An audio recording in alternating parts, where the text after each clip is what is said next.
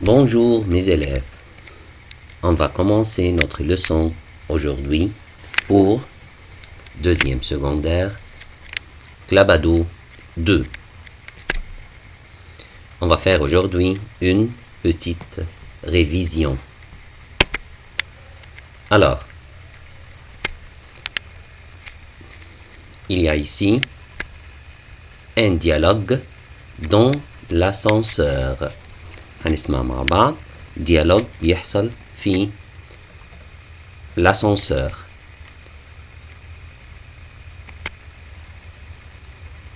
Révision 6. Écoute et lis le dialogue. Dans l'ascenseur.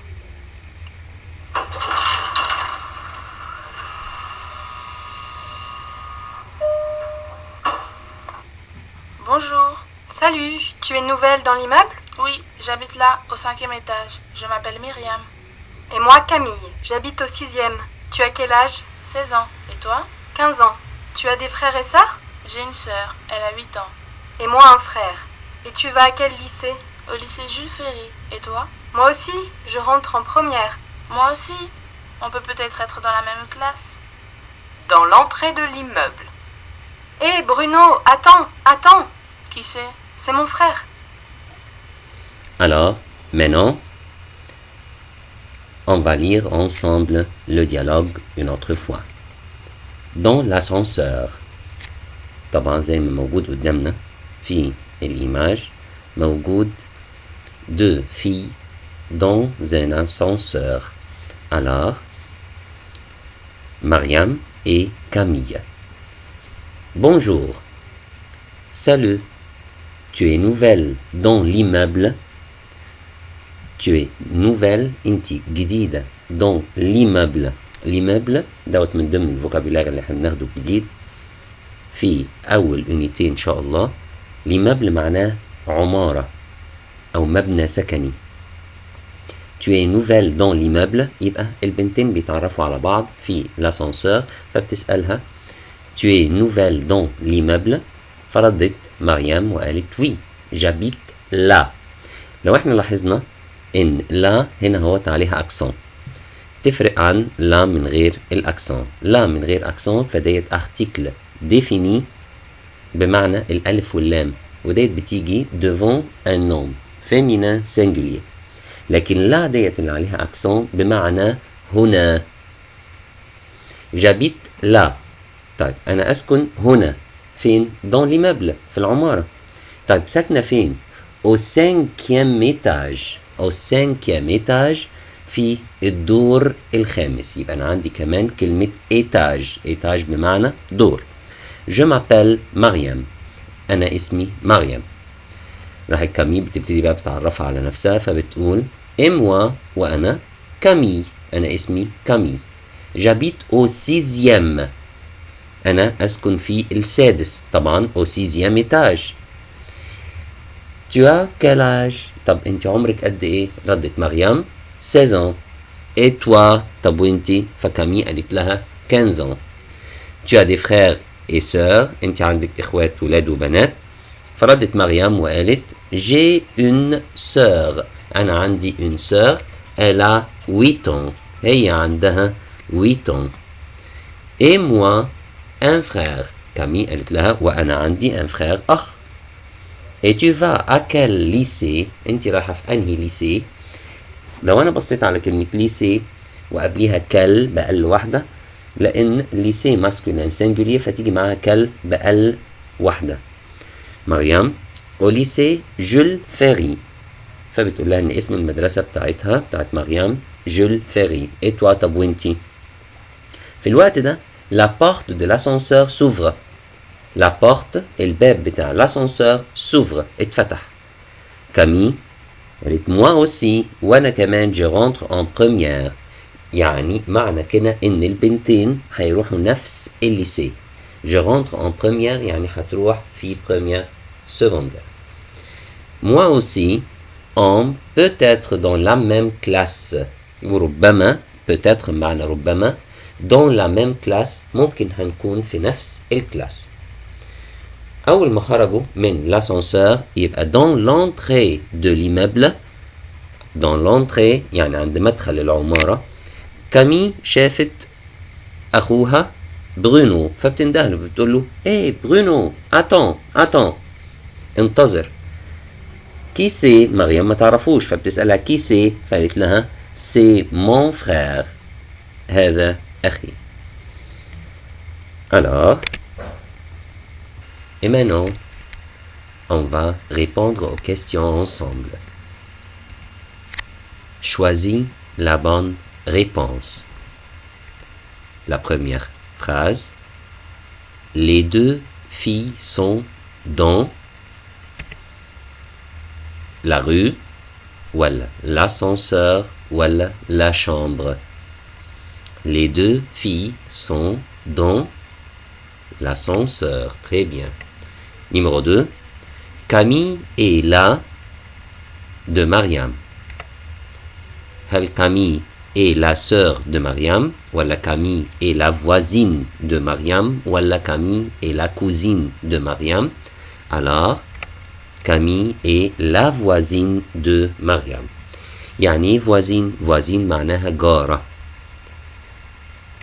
Numéro 3. Camille habite au 5e étage ولا 6e étage ولا 4e étage. Camille habite. Camille ساكنة فين؟ قالت إن هي ساكنة فين؟ قالت إن هي au 6e étage. أمال مين اللي ساكنة au 5e étage؟ دي مريم. Numéro 4. Bruno est le frère de. هل برونو هو الفرير بتاع كامي ولا مريم ولا بيير؟ Très bien. Alors Bruno est le frère de Camille. Question numéro 2. Mais vrai ou faux? Alors, on va lire ensemble les phrases et puis on va les répondre ensemble. Phrase numéro 1. Les deux filles ont le même âge. Numéro 2. Bruno est dans l'ascenseur avec Camille. Numéro 3. Camille et Mariam sont dans le même lycée. Numéro 4. Bruno habite au 6e étage. Numéro 5. L'immeuble de Mariam se compose de 5 étages. Alors, on va lire encore une fois la première phrase. Les deux filles ont le même âge. Les deux filles, مين هم les deux filles? Camille et Mariam. Qu'est-ce que ça veut dire le même؟ يعني كلمة même. même معناها the same يعني نفس. يبقى ont le même âge. ont le même âge يعني عندهم نفس العمر. هل الدو filles كان عندهم نفس العمر؟ طبعا c'est faux. Numéro 2. Bruno est dans l'ascenseur avec Camille. هل برونو كان موجود في l'ascenseur avec Camille؟ طبعا faux. لأن الدو filles كانوا موجودين dans l'ascenseur كانوا لوحدهم. أول ما الباب بتاع l'ascenseur اتفتح وهم خارجين عند مدخل العمارة هي شافت برونو. Numéro 3. Camille et Mariam sont dans le même lycée. مريم قالت إن هي داخلة الليسي. ردت عليها كامي وقالت لها إحنا كده هنبقى مع بعض في نفس الليسي. Alors, يبقى cette phrase est vraie. Numéro 4. Bruno habite au 6e étage. هل هم قالوا إن برونو habite au 6e étage؟ لا هم ما قالوش. بس هم هو في الديالوج كان بيتقال إن كامي هي اللي ساكنة في 6e étage. Ou Bruno est le frère de Camille. Alors, Bruno habite au 6e étage, c'est vrai. L'immeuble de Mariam se compose de 5 étages. L'immeuble, احنا قلنا l'immeuble معناه العمارة أو المبنى السكني بتاع مريم se compose. Se compose معناها يتكون. يتكون de 5 étages. يعني مكون من 5 أدوار. طب إزاي؟ وإحنا كنا لسه قايلين دلوقتي إن كامي هي وبرونو والعائلة بتاعتهم ساكنين au 6e étage. يبقى cette phrase est faux. Alors, maintenant, on va voir quelques activités. Quelques activités. Alors, on peut faire quelques activités. يعني ممكن نعمل بعض الأنشطة. طب عشان نعبر عن الأنشطة ديت اللي أنا بعملها أنا ممكن أقول إيه؟ أو إيه هي ممكن تكون الأنشطة اللي ممكن الإنسان يمارسها. Par exemple مثلا قدامي jouer au basket. في كمان ممكن lire un roman. هو مش لازم تكون أنشطة بدنية. أنا ممكن كمان أقرأ رواية. ممكن أتفرج على التي في. jouer à des jeux vidéo. ألعب بألعاب الفيديو. يبقى jouer au basket ألعب باسكت. ممكن lire un roman أقرأ رواية. ممكن jouer à des jeux vidéo. ممكن كمان regarder la télévision. ممكن أتفرج على تلفزيون. ممكن كمان écouter de la musique. أسمع musique. ممكن كمان faire du vélo. أركب دراجة. ممكن كمان naviguer sur internet يعني أتصفح على الانترنت. يبقى هنا هو ديت quelques activités. طب أنا علشان أستخدم الأكتيفيتي ديت في فراز في جمل أنا ممكن أعمل إيه أو ممكن أقول إيه. فممكن مثلا نقولها بالشكل ده. Par exemple مثلا jouer au basket. ممكن أحطها في فراز وأقول منى aime jouer au basket. يعني منى بتحب إن هي jouer au basket. طيب lire un roman. ممكن أقول علي aime lire un roman. وممكن أتكلم عن نفسي أقول j'aime lire un roman. طيب jouer à des jeux vidéo. أنا ممكن أقول j'aime jouer à des jeux vidéo.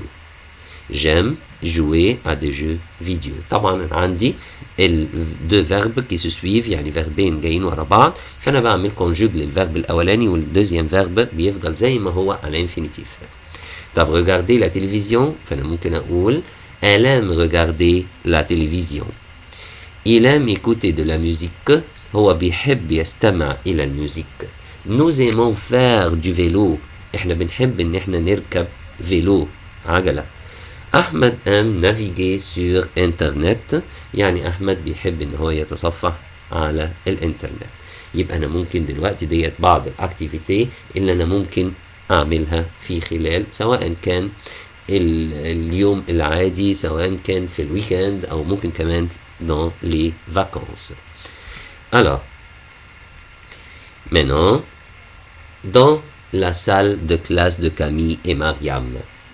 Dans la classe de Mariam et Camille.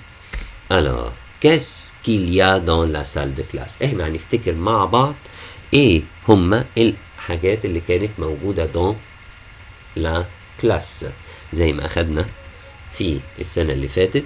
فايه هي سواء كانت الأدوات أو الأشخاص اللي موجودين جوه الكلاس. فأنا عندي un bureau مكتب. un ordinateur computer. un tableau البورد. un TNE اللي هو السمارت بورد. une chaise كرسي. une table ترابيزة. كمان une carte خريطة. une horloge ساعة حائط. une porte باب. une fenêtre شباك.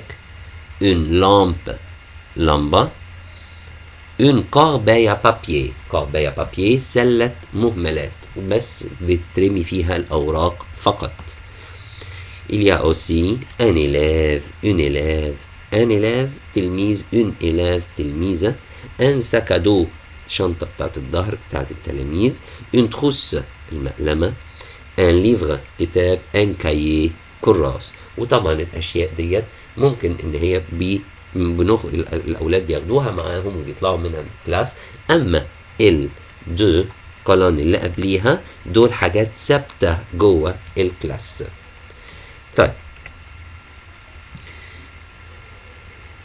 maintenant on va voir les matières scolaires. احنا كل او معظم الحاجات ديت احنا خدناها السنة اللي فاتت بس احنا بنعمل عليها ريفيزيون في بداية العام الدراسي الجديد علشان نفتكرها مع بعض. les matières scolaires المواد الدراسية. عندي في المواد الدراسية les langues اللغات comme par exemple l'arabe العربي l'anglais الانجليش le français اللغة الفرنسية. في عندي كمان بعض المواد زي لي مات ودوت اختصار لكلمة ماتيماتيك، لي سيونس اللي هو الساينس، وفي كمان الاس في تي. الاس في تي سي لي سيونس دو لا في دو لا تير اللي هو علم الحياة والأرض. في كمان لو ديسان الرسم. كمان عندي لي ماتيير سوسيو اللي هي المواد الدراسية، المواد أو الدراسات الاجتماعية. في عندي كمان l'histoire اللي هو التاريخ إلى جيوغرافي الجغرافيا. الإسبانيول اللغة الإسبانية، لا جيمناستيك الألعاب الرياضية، لا شيمي الكيمستري. فاحنا شفنا دلوقتي هم بعض المواد الدراسية. طب احنا هنستخدمهم في ايه المواد الدراسية ديت؟ ده اللي احنا هنشوفه مع بعض لما نشوف l'emploi du temps. l'emploi du temps يعني السكادجول بتاع الحصص. كلمة l'emploi du temps هي معناها جدول مواعيد. هي مش شرط ان انا استخدمه فقط للدراسة، ان انا استخدمه بس كجدول الحصص اللي موجودة في المدرسة، لا، انا ممكن كمان استخدم كلمة l'emploi du temps على جدول مواعيد اليوم، سواء كان يوم عادي او الويكند او يوم من ايام الفاكونس. المهم كلمة l'emploi du temps معناها جدول مواعيد، ان انا اقول مثلا الساعة كذا انا هعمل كذا، الساعة كذا هعمل كذا. يبقى انا بحدد الاعمال اللي انا بعملها في اليوم بالساعة، دوت l'emploi du temps. لكن اللي احنا هنشوفه دلوقتي مع بعض ان احنا بنستخدم كلمة l'emploi du temps كسكادجول بتاع الكلاس نفسه. فبنشوف اول حاجة من 8h à 8h55 في عندنا un cours d'anglais، عندنا حصة انجلش. طيب من 9h ل 9h55 في عندنا un cours de maths، حصة ماث. في كمان من 10h10 à 11h05 SVT sciences. في من 11h10 à 12h05 أو à midi 5 في عندنا un cours d'histoire، حصة تاريخ. وبعديها بنروح السيلف سيرفيس. ايه هو السيلف سيرفيس؟ نفتكره مع بعض. سيلف سيرفيس ده اللي هو الكافيتيريا بتاعت المدرسة اللي انا بروح اخد فيها الوجبة بتاعتي، مش اللي انا بروح اشتري منها الوجبة، لا، اللي انا بروح اخد فيها الوجبة بتاعتي. من 13h30 يعني من الساعة 1:30 à 2h de l'après-midi 25 عندنا un cours d'espagnol. في كمان من 14h30 إلى 15h25 c'est un cours de français، حصة فرنسي. طيب ده كده سكادجول مثلا بتاع حصص. طب أنا ممكن أستفيد منه بإيه؟ بداية أنا لازم أعرف إن ان كور معناها حصة، لا ريكرياسيون اللي هو البريك، لو سيلف سيرفيس اللي احنا لسه قايلينه اللي هو الكافيتيريا بتاعة المدرسة. دول 3 مو مهمين جدا، وناخد بالنا من أول كلمة ان كور إن الكلمة ديت ماسكولين سينجولير وبتنتهي بأس. الأس دي أصلية فيها مش بتاعة البلوريال. alors لازم كمان نكون مراجعين على لي جور، لي جور دو لا سيمين، ايام الاسبوع، lundi mardi mercredi jeudi vendredi samedi dimanche.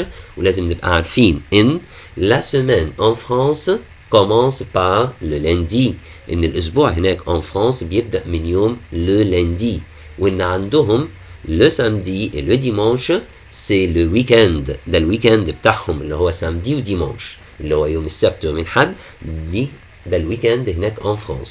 اما هنا هو en Égypte فالويكند بتاعنا le vendredi يوم الجمعة، وفي المدارس بيبقى le vendredi et le samedi. فبيبدأ عندنا السمان الاسبوع. اصلا الاسبوع مفروض ان هو عندنا بيبدأ في البلد نفسها من لو سامدي، لكن بالنسبة للمدارس فاحنا عندنا بداية الاسبوع من لو ديمانش. طيب انا عرفت دلوقتي كده هو كلمة كور وكلمة ريكرياسيون وسيلف سيرفيس، عرفت كمان لي جور دو لا سيمين. طب انا عن طريق الكلمات ديت وقبليها احنا كنا عارفين لي ماتيير les matières scolaires اللي هي اسماء المواد الدراسيه. طب انا هنا هو انا ممكن استفيد من الكلام ده كله بايه؟ ان انا ممكن ان انا اعمل فراز جمل اتكلم فيها عن l'emploi du temps بتاعي انا، السكادجول بتاع المواعيد بتاعي انا. فممكن هنقول كده je vais au lycée 5 jours par semaine. انا بروح الليسي 5 jours par semaine، 5 ايام في الاسبوع. طيب في اليوم نفسه اللي انا بروح فيه j'ai 6 cours par jour، وعندي 6 حصص في اليوم. طب لما احب انا اتكلم بقى عن الحصص بتاعتي بقى، فممكن اقول ان جي اس في تي، عندي حصه اس في تي à 10h10. ممكن اقول لو كور دونجلي، ممكن اقولها بشكل تاني، ممكن اقول لو كور دونجلي ايه à 8h، ان الحصه بتاعت الانجليش تكون الساعه 8. يبقى انا عندي ممكن اقول طريقتين ان انا اتكلم بيهم عن الحصه بتاعتي. فممكن اقول جي اس في تي، اقول انا عندي حصه كذا في الساعة كذا، وممكن أقول لو كور دو وأقول اسم الحصة إيه وأقول الساعة بتاعتها. باغ اكزومبل مثلا لو أنا جيت اتكلمت على عن الماث، فأنا ممكن أقولها إزاي؟ جي مات à 9h، وممكن أقول لو كور دو مات إيه à 9h. فأنا هو عندي ممكن طريقتين أتكلم بيهم. و je vais au self service à midi 5، يعني أنا بروح السيلف سيرفيس à midi 5. Et maintenant, on a fini notre leçon d'aujourd'hui. Merci beaucoup et au revoir.